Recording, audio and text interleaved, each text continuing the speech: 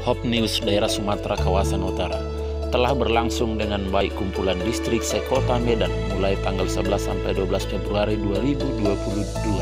Kumpulan distrik ini dibagi 3 grup, dilayani oleh pimpinan dan Departemen Daerah Sumatera kawasan utara. Acara dimulai pada malam vesper. Setiap pimpinan daerah dan departemen dari kantor daerah melayani di distrik pada malam vesper dan hari Sabat. Setelah kebaktian hari Sabat, maka bergabunglah 3 distrik di setiap titik yang sudah ditentukan.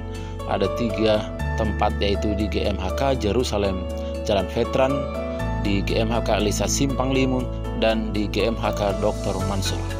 Adapun tujuan dari kumpulan distrik ini adalah untuk sosialisasi program gereja masa Advent hari ke-7 untuk dilaksanakan di jemaat-jemaat yang ada di daerah Sumatera kawasan utara dan diawali di gereja-gereja yang ada di kota Medan. Doa dan harapan kita pekerjaan Tuhan semakin maju sesuai dengan tema kita, I Will Go.